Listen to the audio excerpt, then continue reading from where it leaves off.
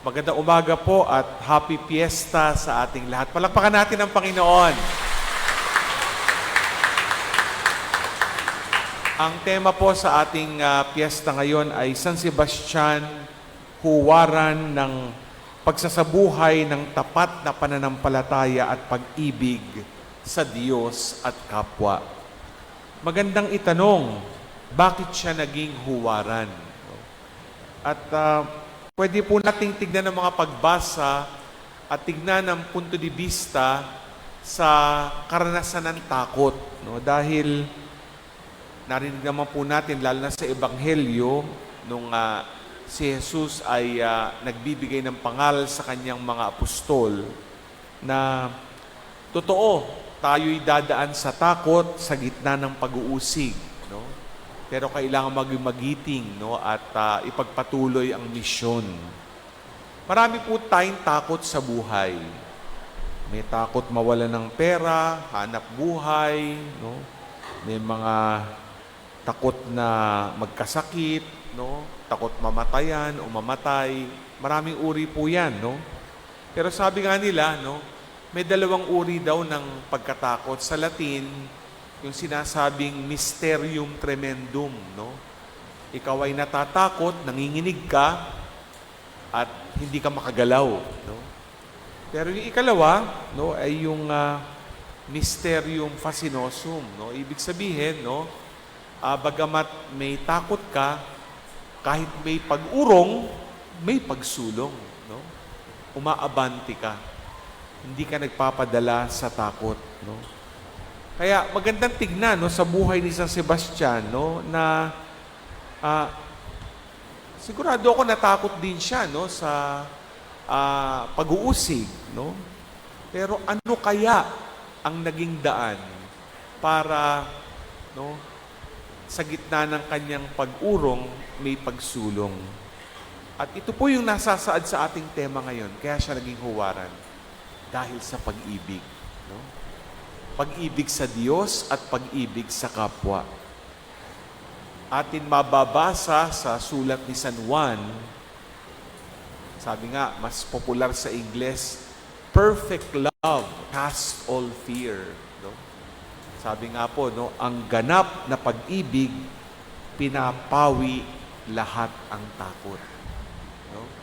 Kaya, ikaw ay mananatili sa takot at hindi makakaabante kung hindi ka nagmamahal.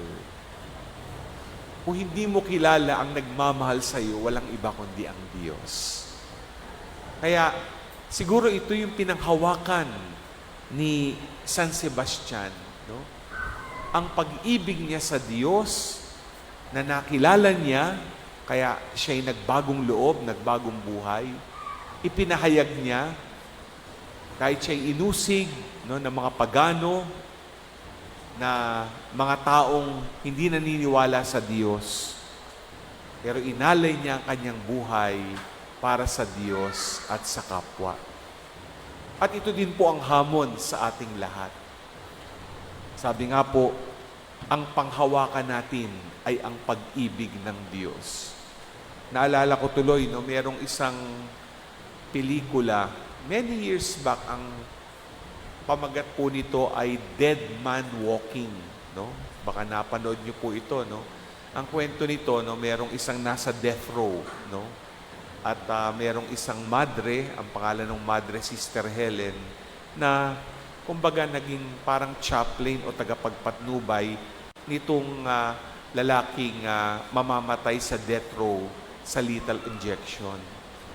Yung lalaking mamamatay, no, dahil nga sa takot, no, alam naman niya nagawa niyang kasalanan, no, kahit papaano, umaasa pa rin na magkakaroon ng posibilidad na hindi dumaan sa proseso ng death penalty. No? Umapila yung madre pero hindi rin na grant, no? Pero inalalayan pa rin niya, no, itong kriminal na ito. At nung araw nung kanyang sabi nga, no, yung paglalakad na, papunta dun sa lethal injection room, no? Hinawakan siya sa balikat ng madre, no? At nandoon yung kanilang magandang conversation, no? Huwag kang matakot, no? No? Tignan mo lang ako, sabi ng madre, na sa iyong dadaanang proseso ng kamatayan, ang iyong titignan lang ay yung sinasabi niyang mukha ng pag-ibig.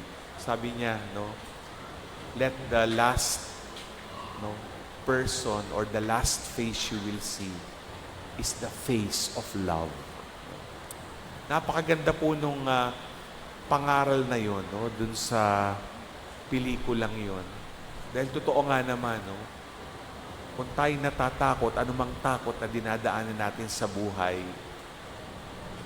ang mukha ng pag-ibig ay walang iba kundi ang mukha ng Diyos. Ito po, no, ang pinanghawakan at sinilayan ni San Sebastian. At sigurado ako, no, kung meron tayong mahal sa buhay, mga kaibigan na nagmamahal sa atin, sila'y ginagamit ding instrumento ng pag-ibig ng Diyos. Sila ang mukha ng pag-ibig para mapawi ang ating takot, para makasulong at tupdin ang ating misyon. Amen.